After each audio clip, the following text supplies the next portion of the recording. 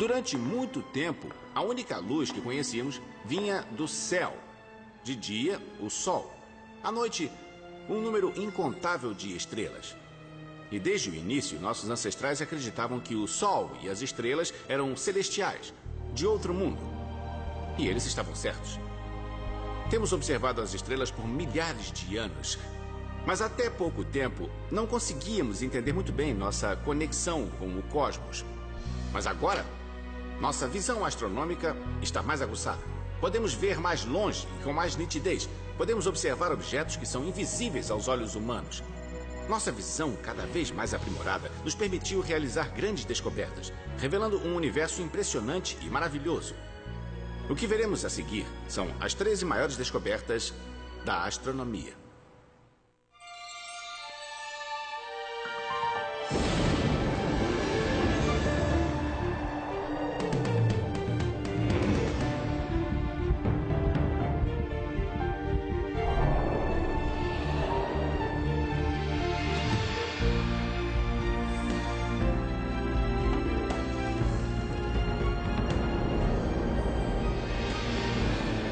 As 100 maiores descobertas da história. Astronomia.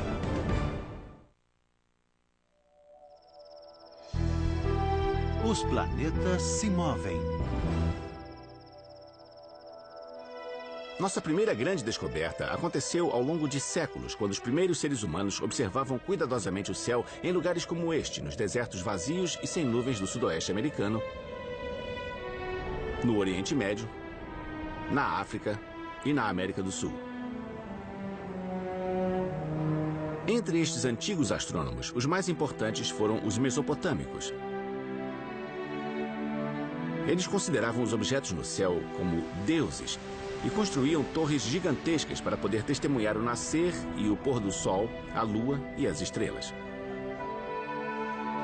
Por mais de 1000 anos, eles utilizaram tabuletas de argila para registrar o que viam. Para saber mais, fui visitar o professor de astronomia Owen Gingerich.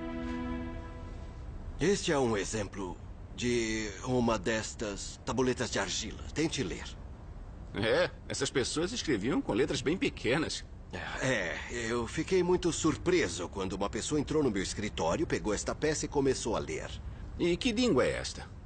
Eu acho que é babilônio. Centenas destas tabuletas estavam desenterradas.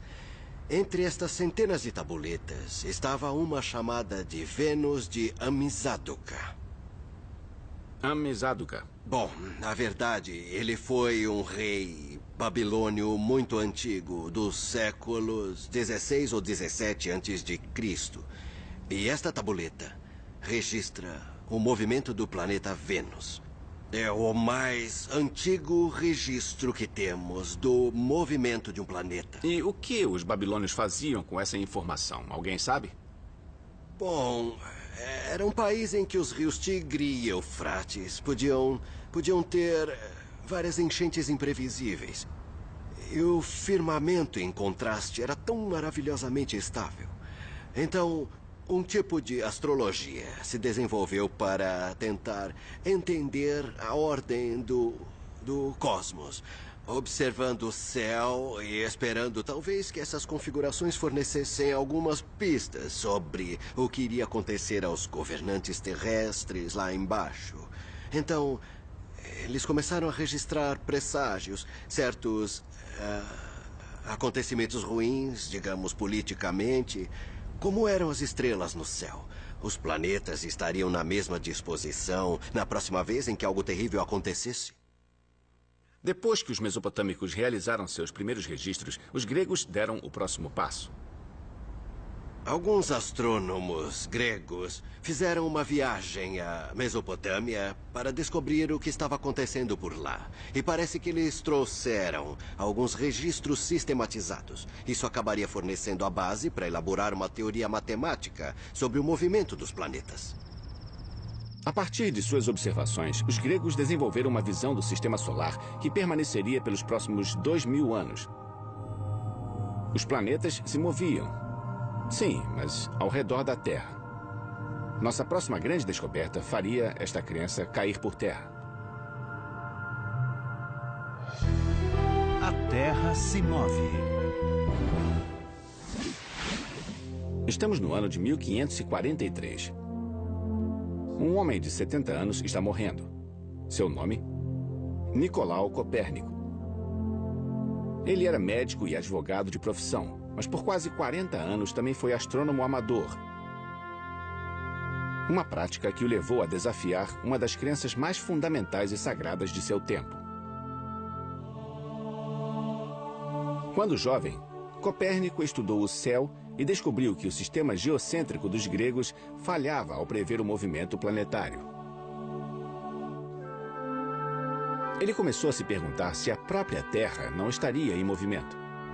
Aqui temos o sistema de Copérnico, mas eu ajustei para ser um sistema ptolemaico, porque a pequena lâmpada está na Terra em vez do Sol. em vez do Sol, para podermos ver as linhas de vista enquanto se movem. Então, o que estamos vendo aqui é a sombra de Saturno. Saturno se move lentamente este para trás, mas é veja Marte. Marte. Marte está andando para trás. É, está mesmo. Ele é retrógrado. Como vimos pela lâmpada na Terra. É assim que o vemos a partir da Terra. Agora ele vai parar e vai começar a ficar menor. Ele vai desaparecer no céu. Agora ele irá para frente de novo. Mas aqui está a ideia de Copérnico. Agora o Sol está no O centro. Sol está no centro. E de repente, Todos os planetas... estão se movendo sempre da mesma forma. Eles não param. Copérnico percebeu que os movimentos dos planetas eram melhor explicados se o Sol fosse o centro do sistema solar, com a Terra girando em torno dele como um planeta qualquer. Foi uma percepção revolucionária. Apesar de não haver nenhuma prova de que a Terra se movia, ele escreveu este livro, a base de sua nova teoria. Esta ideia, este livro, mudou o mundo. Sim, porque fez da Terra um planeta e fixou o Sol no centro. Agora, sem essa percepção, não teríamos avançado na física, a física do cosmos. Por acaso, as últimas páginas escritas, estas aqui, no começo do livro, lhe ocorreram no mesmo dia em que ele morreu. Eu acho que ele estava parcialmente paralisado por um derrame. E provavelmente ele aguentou até ter certeza de que ficassem prontas.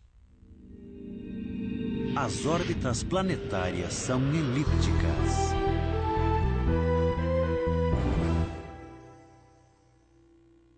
Todos, dos gregos a Copérnico, presumiam que as órbitas dos planetas tinham que ser circulares. Mas em 1571, o matemático alemão Johannes Kepler derrotou esta suposição com nossa próxima grande descoberta. Desprovido de instrumentos, Kepler improvisou formas de calcular a órbita circular de Marte. O trabalho era tedioso. Kepler escreveu que quase foi levado à loucura, calculando e refletindo sobre o assunto. Seus cálculos começaram a revelar que o conceito dos planetas se moverem em círculos simplesmente não funcionava. Então ele teve uma nova ideia. Kepler percebeu que o Sol devia estar conduzindo os planetas de uma forma que ele ainda não compreendia inteiramente. E para obter uma descrição coerente, ele descobriu que a trajetória seria uma elipse e não um círculo.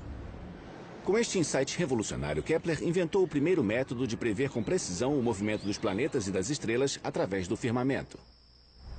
Quando suas tabelas previram que o planeta Mercúrio passaria em frente ao Sol, e nenhuma outra tabela chegou nem perto, foi uma prova dramática da precisão de sua astronomia.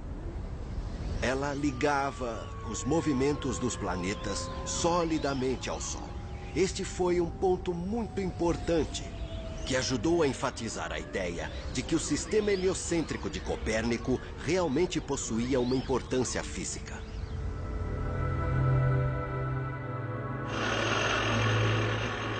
Apesar do sucesso da teoria de Kepler, muitos não acreditavam que o Sol poderia ser o centro do sistema solar.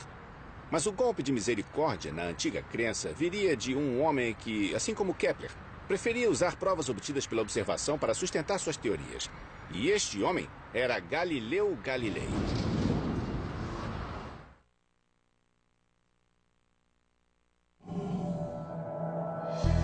Júpiter tem luas. Conheça Galileu Galilei. Um homem determinado a buscar a verdade sem se importar com os obstáculos. E no caso da nossa próxima grande descoberta, sua determinação o levou a revolucionar nosso conhecimento sobre o Sistema Solar. No ano de 1609, Galileu ficou fascinado por uma nova invenção chamada telescópio. Na verdade, era um brinquedo de carnaval. Quando Galileu ouviu falar dele, ele começou a construir um. Ele aperfeiçoou o brinquedo, transformou-o em um instrumento científico. Galileu apontou seu telescópio para o céu e foi o primeiro a ver as montanhas da Lua e os aglomerados estelares da Via Láctea. E então teve uma visão extraordinária. Um grupo de estrelas brilhantes e pequenas dispostas ao redor do planeta Júpiter. Temos o manuscrito de sua primeira semana de observações. E é maravilhoso, porque vemos que ele gradualmente chegou à conclusão de que essas pequenas estrelas se moviam ao redor de Júpiter. Este foi o momento da descoberta. Galileu percebeu que aquelas estrelas, na verdade, eram 4 luas orbitando Júpiter.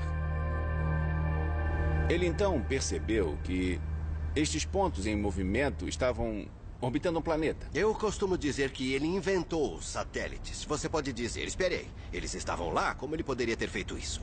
Ele inventou a ideia de que eles se moviam ao redor do planeta. Aqui está a prova de que Copérnico estava certo sobre a estrutura do Sistema Solar. Se luas poderiam orbitar Júpiter, então a Terra poderia orbitar o Sol.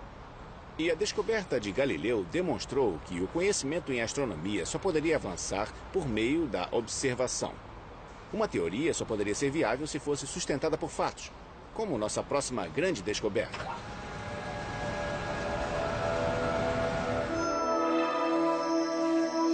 O cometa Halley.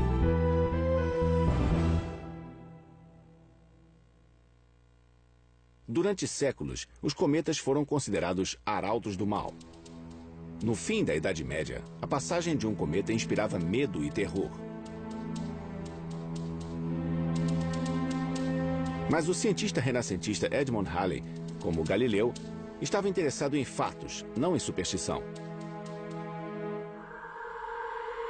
Em 1695, ele começou a procurar registros de ocorrências antigas e recentes de cometas. Ele encontrou 24 cometas cuja passagem pelo céu havia sido registrada com detalhes suficientes para que ele esboçasse suas órbitas. Para sua surpresa, ele descobriu que 3 daqueles cometas pareciam seguir a mesma órbita aproximada, circundando o Sol a cada 76 anos. A partir disso, ele pensou, muito bem, este é um cometa que irá retornar dentro de 76 anos. Ele compreendeu que aqueles 3 cometas, na verdade, eram o mesmo cometa. O mesmo cometa. Halley tinha tanta certeza da órbita do cometa que fez uma previsão arrojada. Ele disse que o cometa retornaria no ano de 1758. E adivinhe? Ele voltou. O cometa voltou. Infelizmente, Halley não viveu para saborear sua descoberta. Desde então, o cometa Halley, como se tornou conhecido, foi avistado 3 outras vezes por animados observadores do céu em todo o planeta.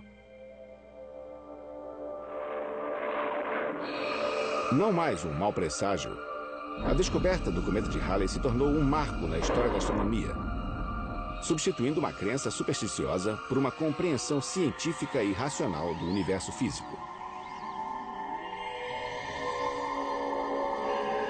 A Via Láctea é um disco de estrelas.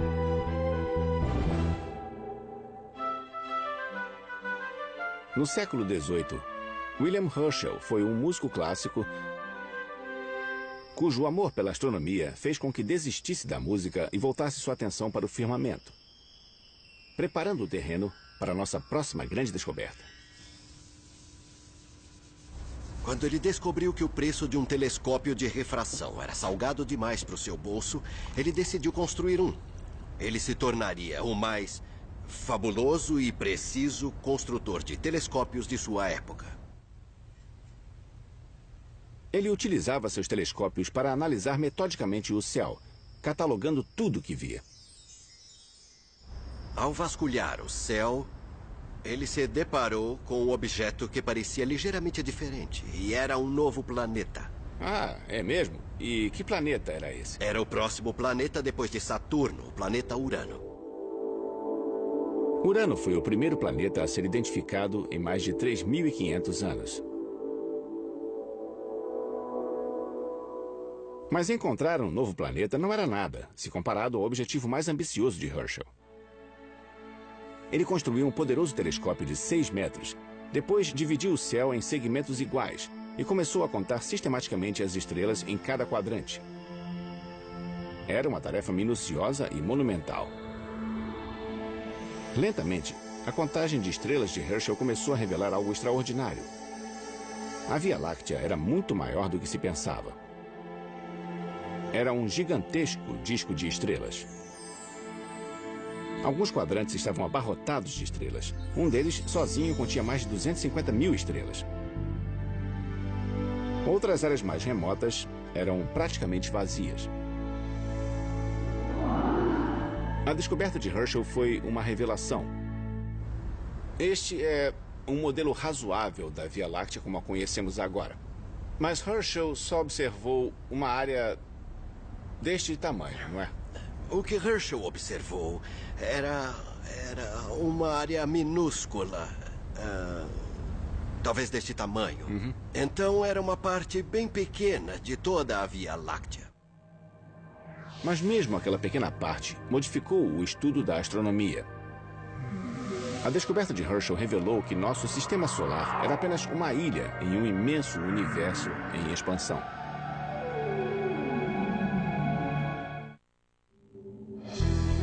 Relatividade geral. Graças às reflexões de um obscuro funcionário de um escritório de patentes na Suíça, nossa próxima grande descoberta revelou que o universo era um lugar estranho e misterioso. Este funcionário era Albert Einstein. No início do século XX, ele estava intrigado, assim como o resto da comunidade científica, pelo enigma da órbita do planeta Mercúrio. Apesar de as leis da gravidade de Newton descreverem com precisão o movimento dos planetas, estas leis falhavam na hora de prever corretamente a órbita de Mercúrio. O enigma estava relacionado ao periélio de Mercúrio, o ponto de sua órbita mais próximo do Sol. A cada século, o periélio de Mercúrio avançava ligeiramente, uma mudança que as equações de Newton não poderiam considerar.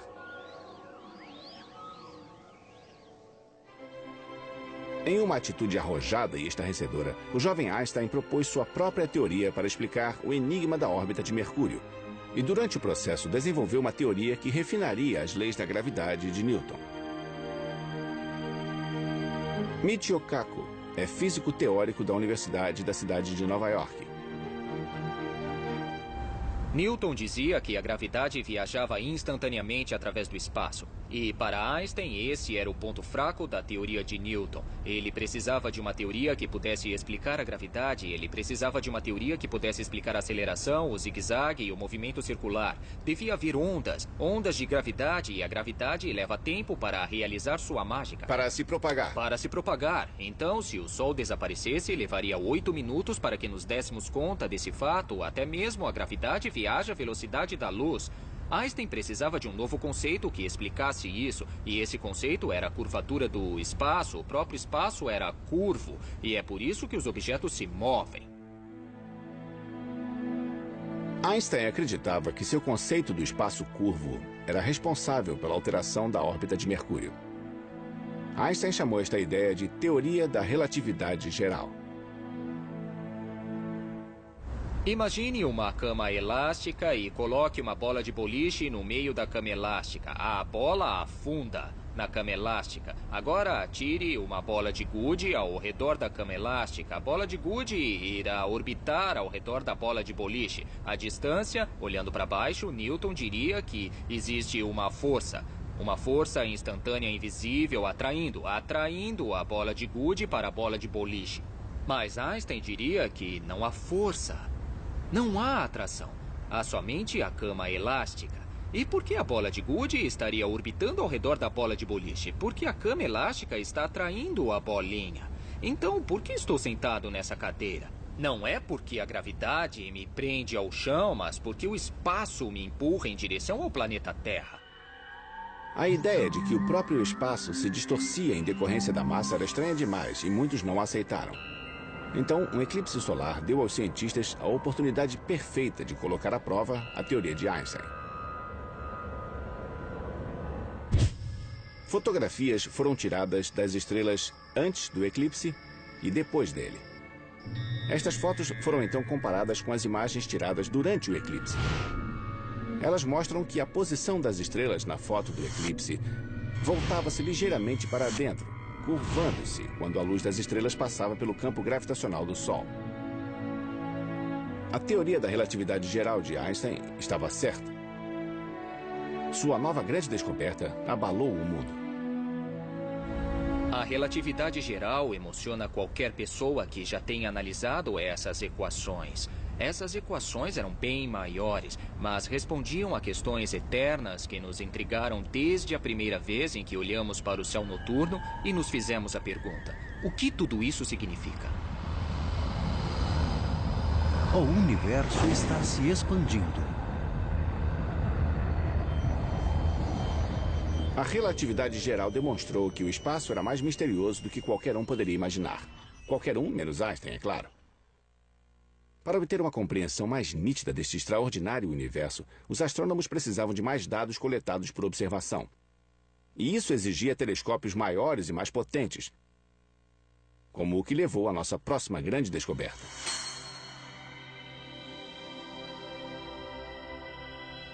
Quando Herschel finalizou sua pesquisa celeste em 1830, eles haviam catalogado milhares destes belos, mas estranhos objetos, conhecidos como nebulosas brancas. Na época, ninguém sabia se elas faziam parte da nossa galáxia ou de universos isolados e distantes, como a Via Láctea.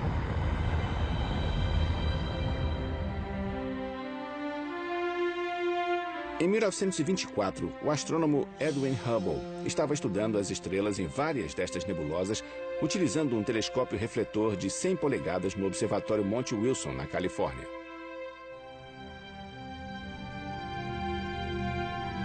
O telescópio permitiu a Hubble calcular que as galáxias estavam a centenas de milhares, talvez milhões de anos-luz de distância. Ali estavam objetos tão enormes e povoados de estrelas como a nossa própria galáxia, a Via Láctea. É por isso que nós hoje chamamos as nebulosas brancas de galáxias. Quanto mais Hubble estudava essas galáxias, mais intrigado ficava. Naquele tempo, os cientistas sabiam que um raio de luz vindo de uma estrela aparecia como uma cor diferente no espectro. A cor mudava de acordo com o movimento da estrela. Um desvio para o azul significava que a estrela estava se movendo para mais perto da Terra. Um desvio para o vermelho, que ela estava se distanciando. A quantidade de desvios da cor também revelava a velocidade daquele movimento. Hubble descobriu que, ao medir a distância de uma galáxia, seu espectro quase sempre se desviava para o vermelho. E não foi só isso. Quanto maior a distância, maior o desvio para o vermelho. Em outras palavras, o universo estava se expandindo. Foi uma descoberta estarrecedora, com implicações profundas. Ao fazer cálculos retroativos à expansão, os cientistas descobriram que o universo havia tido um início cataclísmico. que um astrônomo chamou de Big Bang.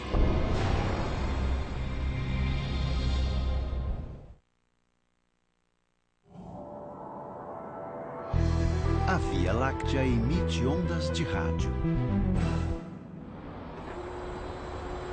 Após 3 anos depois de Hubble descobrir o universo em expansão, nossa próxima grande descoberta revelou o misterioso objeto escondido atrás da poeira do centro da Via Láctea. Ele criaria um ramo totalmente novo da astronomia, utilizando comprimentos de onda invisíveis ao olho humano.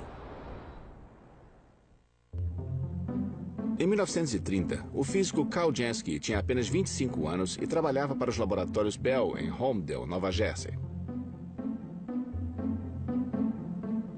O trabalho de Jansky era identificar os tipos de interferência que ocorriam em comprimentos de onda de 15 metros, então utilizados em comunicações náuticas e transatlânticas. Depois de passar mais de 1 ano registrando dados, Jansky percebeu que havia 3 formas de estática nesta frequência. A primeira era nitidamente produzida pela ionosfera da Terra. A segunda era provocada por tempestades locais. E o terceiro sinal era misterioso, contínuo. No início, ele pensou que parecia vir do Sol. A cada manhã, este sinal lentamente se elevava com o Sol. Durante o dia, ele girava pelo céu e então diminuía juntamente com o Sol. Mas com o passar do tempo, Jansky descobriu que o misterioso sinal de rádio lentamente se afastava do Sol, como se viesse de algum ponto fora do sistema solar. Finalmente, Jansky identificou sua localização em algum lugar na região da constelação de Sagitário. Ele acreditava que havia descoberto um desconhecido objeto interestelar no centro da galáxia. E ele tinha razão. Mais tarde, astrônomos confirmaram que Jansky havia descoberto um gigantesco buraco negro, com massa equivalente a 3 milhões de sóis. Talvez ainda mais significativo seja o fato de que ele foi o primeiro a observar o universo utilizando a radioastronomia, uma forma inteiramente nova de estudar o céu. Foi uma descoberta fundamental. Jansky havia provado que o céu não cintilava apenas com o brilho suave das estrelas. Estranhos objetos se ocultavam em algum lugar a muitos anos-luz de distância, que irradiavam mais energia que galáxias inteiras, como quasares e pulsares, estrelas mortas que giravam furiosamente, com massas tão densas que uma única colher de chá poderia pesar milhões de toneladas. Antes que os astrônomos sequer começassem a entender a vida e a morte das estrelas, novos telescópios teriam que ser construídos para poder observar o céu em diferentes comprimentos de onda. Mas antes que isso pudesse ocorrer, a radioastronomia produziu outra grande descoberta. Apesar de profetizada, ela foi tão inesperada para seus descobridores como as de Jansky. E mais uma vez, aconteceu nos laboratórios em Holmdel, Nova Jersey. Radiação cósmica de fundo. Em 1964, os laboratórios Bell dispunham de uma antena de micro-ondas de 6 metros que não era utilizada. Em vez de destruí-la, o laboratório decidiu permitir que os astrônomos a utilizassem para pesquisa. 2 físicos, Arnold Penzias, de 31 anos, e Robert Wilson, de 28 anos, decidiram utilizar a antena para medir a temperatura do halo de gás que envolvia a Via Láctea. O que aconteceu a seguir foi uma das mais extraordinárias descobertas da astronomia moderna. Oi, Bill. Olá, Dr. Wilson. Eu fui aos laboratórios Bell para ouvir a história em primeira mão do próprio Robert Wilson. Nós dois, Arno Penzias e eu, viemos trabalhar aqui depois de nos formarmos. Viemos medir a radiação proveniente da Via Láctea.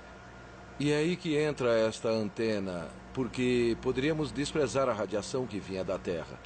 E o que restasse é o que estava vindo do céu. Só captávamos cerca de 2 graus da atmosfera da Terra. Talvez pegássemos 1 grau das paredes desta coisa, mas quando a ligamos pela primeira vez, era mais do que o dobro disso, estava em 7 graus. E isso não estava certo. Alguma coisa da Terra devia interferir em nossa instrumentação. Estávamos no alto de uma colina sobre a cidade de Nova York. Tínhamos o instrumento ideal para checar a área. Então, simplesmente a apontamos para o horizonte, varremos o horizonte e, veja só, não havia nada demais. Havia um casal de pombos que vivia aqui e é claro que estava coberto de várias fezes de pombos. Então pensamos nós, talvez as fezes dos pombos estejam fazendo mais do que imaginávamos. Arno e eu então decidimos limpar todas as fezes. E nos livramos dos pombos. Como assim? Como se livraram dos pombos? Utilizamos o correio e os mandamos para o local mais distante possível, que era Whippany, em Nova Jersey.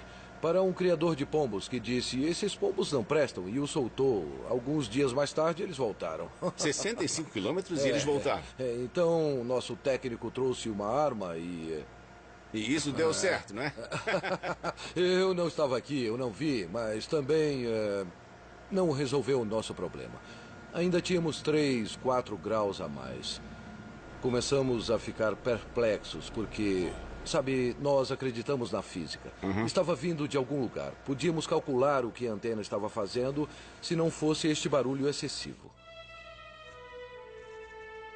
Quando Penzias e Wilson detectaram a estática de rádio, havia duas teorias rivais sobre a origem do universo.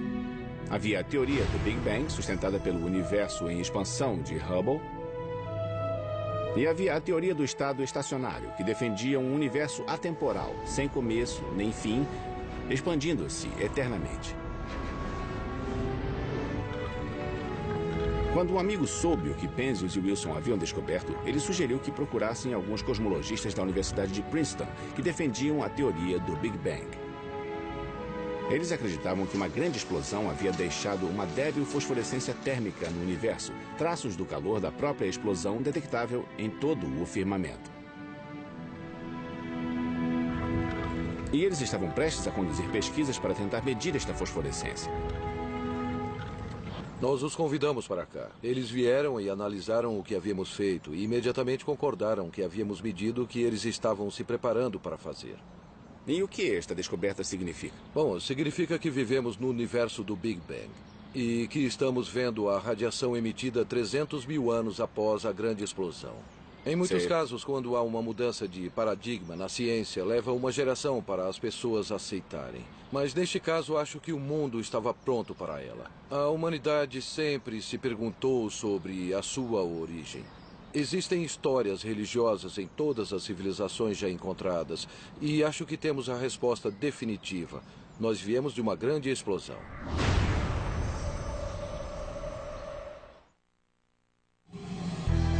Explosão de raios gama.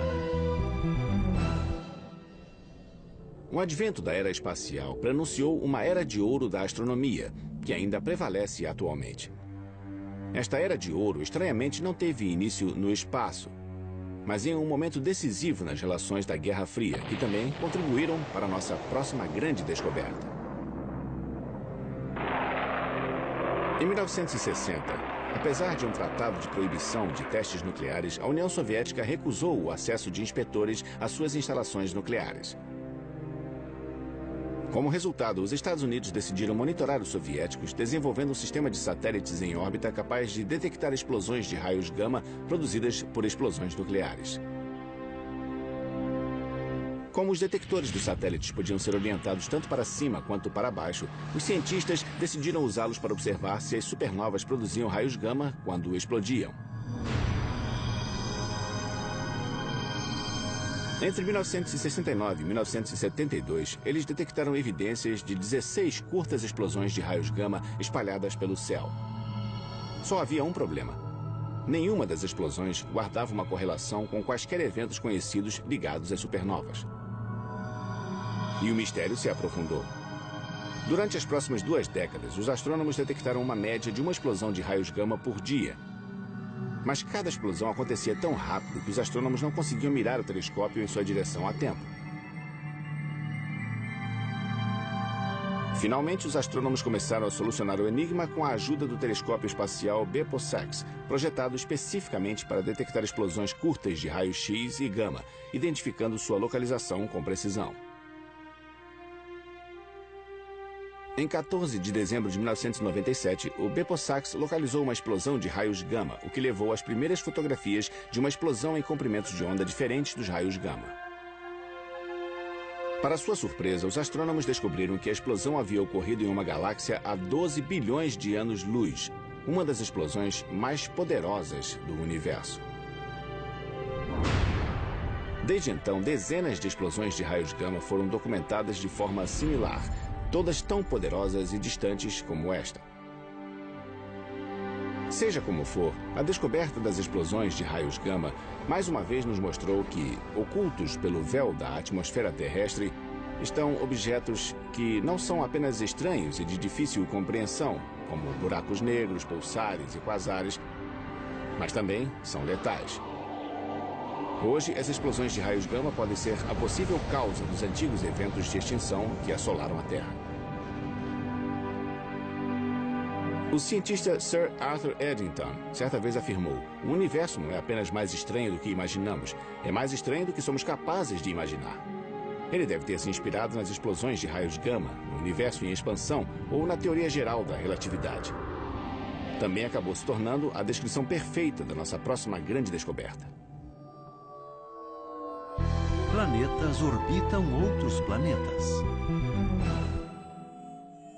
No passado, teria sido impossível para os astrônomos imaginar a descoberta de outros sistemas solares com planetas como o nosso. Mas hoje, os astrônomos já podem fazê-lo graças a potentes telescópios terrestres e espaciais, como o do Observatório Lick em Mount Hamilton, Califórnia, onde Geoff Marcy se dedica a descobrir novos planetas. Como se encontra um planeta ao redor de uma estrela? Bem, é muito fácil. Nós observamos a estrela para ver se ela oscila em resposta à atração gravitacional do planeta. Muito fácil. Muito fácil. Só precisa de um desses. Isso mesmo. Este é o telescópio de 3 metros do Observatório de Lick. Por definição, planetas não produzem sua própria energia, eles brilham pela luz refletida. Mas eles têm 1 bilionésimo do brilho de sua estrela, então não dá para vê-los mesmo com Hubble. Precisamos de um truque, e aí usamos este telescópio. Um truque? O efeito Doppler é o nosso truque. Nós medimos a oscilação da estrela, modificando as ondas de luz que vêm da estrela enquanto ela oscila. A busca por sistemas planetários extraterrestres ganhou força no início dos anos de 1990, quando um astrônomo polonês fez uma surpreendente descoberta. Há uma descoberta maravilhosa de Alex Volchan. É um sistema de 3 planetas orbitando um pulsar, e a forma como ele descobriu isso é emocionante. Ele observou os pulsos vindos do pulsar, e a chegada desses pulsos se modificava quando o pulsar se aproximava ou se afastava de nós. São estrelas ocultas. Pulsares emitem raios X, ultravioleta e raios gama. Eles são os produtos finais bizarros da explosão de uma supernova. E apesar deste ambiente bizarro, lá estavam planetas do tamanho da Terra ao seu redor. Se havia planetas desse tamanho ao redor de pulsares, pode apostar que haveria planetas do tamanho da Terra ao redor de estrelas. Há planetas do tamanho da Terra ao redor de pulsares? Do tamanho da Terra e até da Lua, entre os 3 planetas. Ele detectou estes? Ele os detectou pela oscilação do pulsar. É a coisa mais sensacional do mundo. É inacreditável. Desde a descoberta de Volchan, Marcy e outros astrônomos descobriram mais de 130 planetas extrasolares. Nós pensávamos que nunca encontraríamos sequer um planeta, e havíamos encontrado o único sistema planetário triplo e quádruplo com este telescópio. Nossa, então eles também são planetas grandes, não é? Estes planetas são do tamanho de Júpiter, Saturno, e o menor é como Netuno.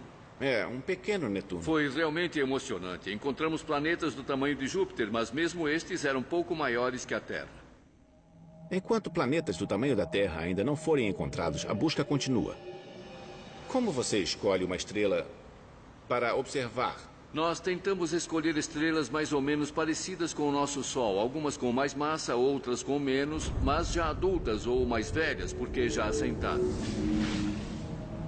Para que um planeta do tamanho da Terra seja habitável, a temperatura tem de ser adequada, nem tão fria a ponto da água ficar presa no gelo, nem tão quente, o que transformaria a água em vapor. Mas num planeta com a distância perfeita de sua estrela, para que a temperatura seja ideal para manter a água líquida durante bilhões de anos, é só deixar a evolução darwiniana fazer o serviço. Parece caixinhos dourados e seu mingau. Isso mesmo, não pode ser tão quente nem tão frio.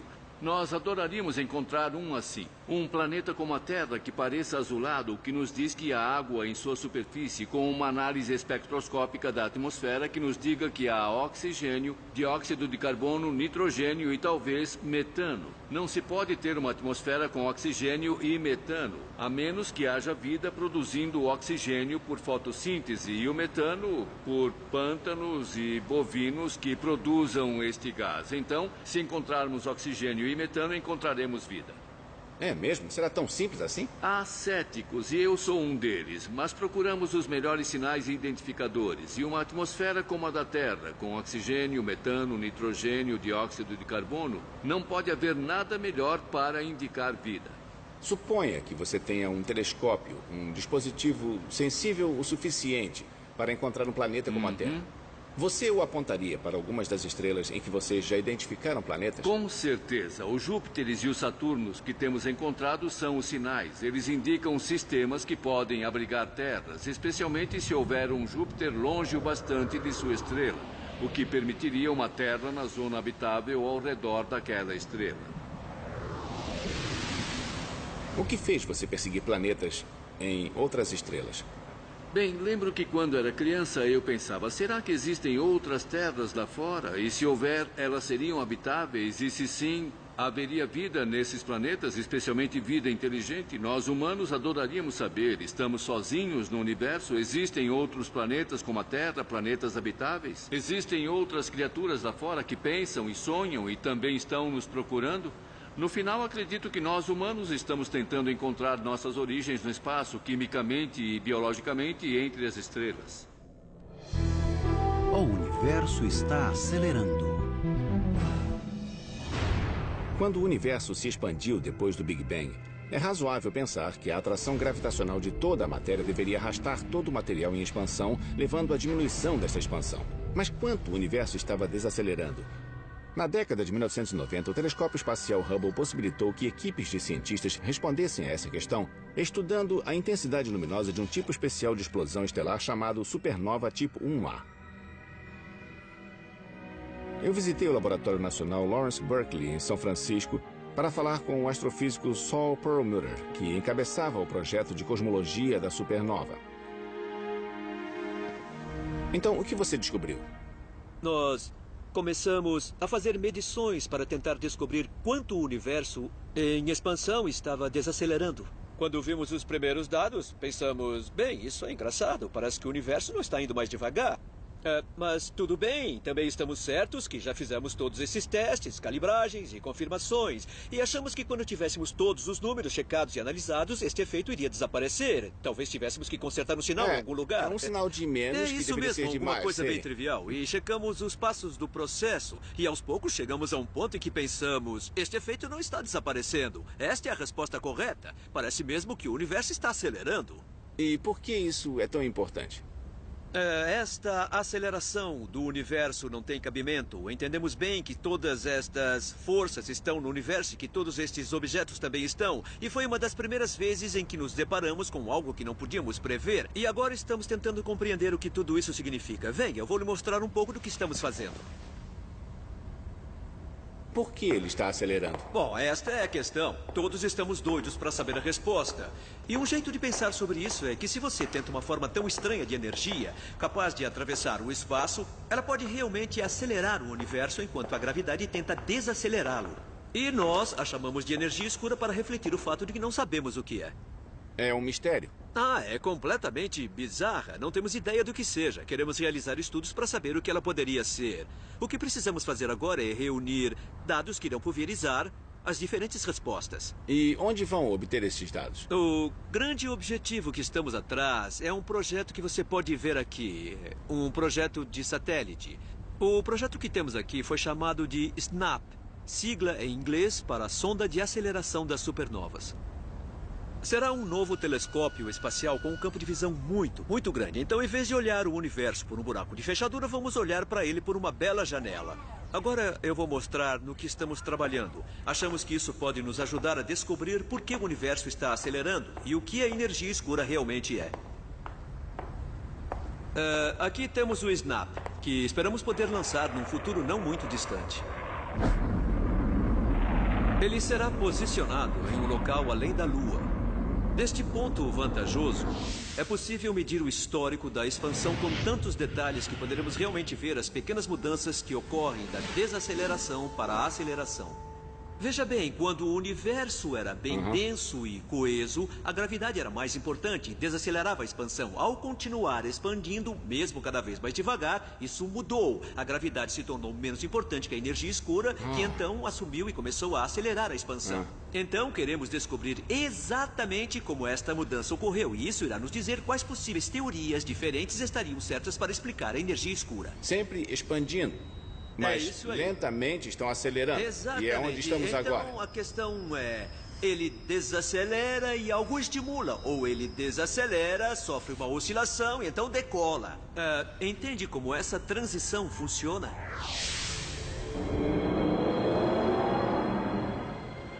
Assim como os antigos astrônomos, os cientistas modernos descobriram algo sobre o cosmos que ainda não conseguimos explicar. Os observadores e teóricos é que irão explicar o que está acontecendo em nosso universo em expansão. Para isso, eles precisarão de novas ideias e instrumentos melhores. Quer este mistério seja solucionado logo ou em um futuro distante, uma coisa é certa. Continuaremos a observar o céu para entender nosso lugar no cosmos. Vamos continuar a explorar, compreender e descobrir. Versão brasileira Vox Mundi.